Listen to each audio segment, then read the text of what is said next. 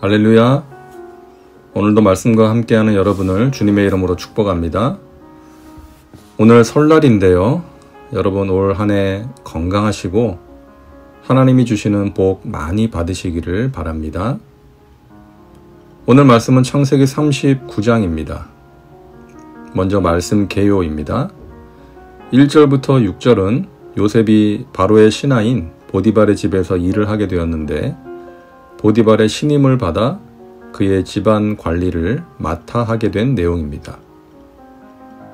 7절부터 12절은 요셉이 보디발의 아내의 유혹을 뿌리친 내용이고 13절부터 18절은 요셉이 보디발의 아내로 인해 억울한 누명을 쓰게 되는 이야기입니다.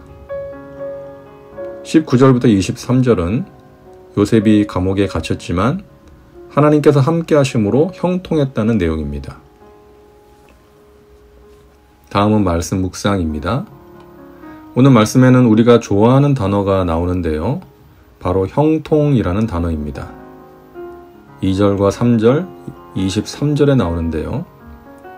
영어 성경에는 success, 성공이라는 단어로 기록되어 있습니다. 요셉이 형통했다는 것입니다.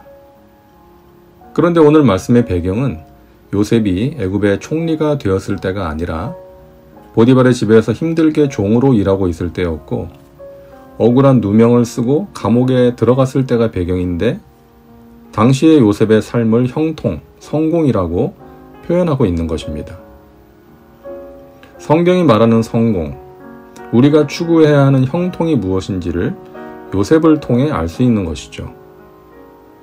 먼저 형통은 하나님께서 함께 하시는 것입니다. 형통이라는 단어가 나오는 2절과 3절, 23절을 보면 동일하게 나오는 구절이 있는데 하나님께서 요셉과 함께 하셨다라는 구절입니다. 요셉은 10대의 어린 나이에 이방 나라의 노예가 되었습니다. 이제 그에게는 아무런 힘도 권한도 없고 도와줄 보호자도 없습니다. 그러나 그에게는 하나님이 계셨습니다.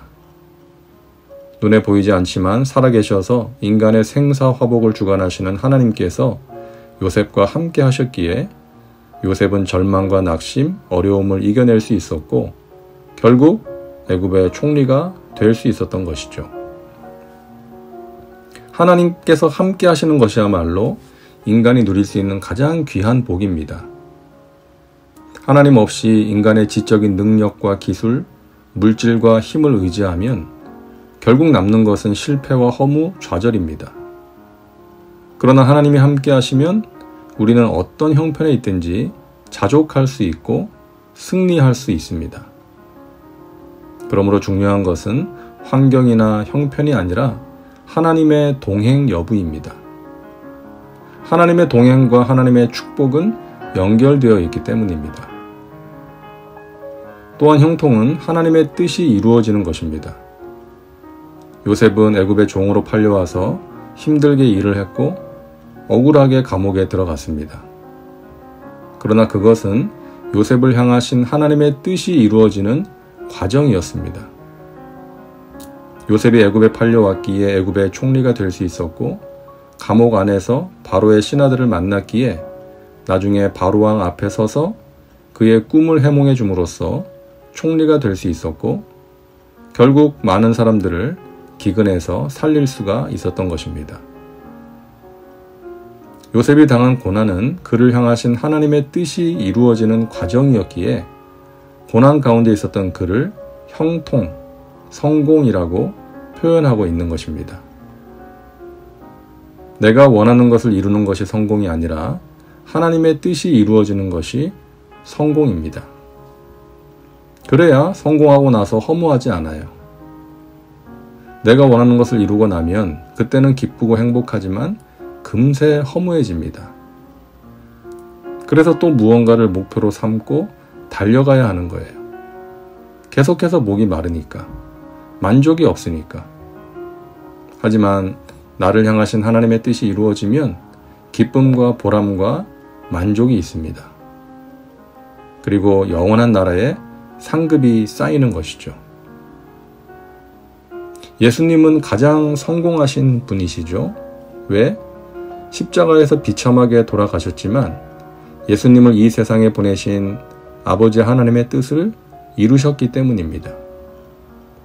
그래서 다 이루었다고 말씀하시고 돌아가신 것이죠. 내가 보기에 또는 다른 사람이 보기에 좋은 인생이 아니라 하나님 보시기에 좋은 인생을 살아가야 합니다. 그래서 우리는 기도해야 합니다. 예수님처럼 아버지여, 내가 원하는 대로가 아니라 아버지의 원대로 되길 원합니다. 그것이 우리에게 가장 좋은 것이기 때문입니다. 그리고 성공은 다른 사람을 살리고 복되게 하는 것입니다. 5절을 보면 보디발이 요셉에게 자기 집안의 일을 맡긴 때부터 하나님께서 그의 집에 복을 내리셔서 잘되게 해주셨다고 말씀합니다. 요셉으로 인해 보디발의 집이 하나님의 복을 받은 것입니다. 그리고 나중에 총리가 된 요셉으로 인해 많은 사람들이 기근해서 살 수가 있었던 것이죠. 성경이 요셉을 성공한 사람이라고 하는 이유는 그가 애굽의 2인자가 되었기 때문이 아니라 축복의 통로로 쓰임받았기 때문입니다.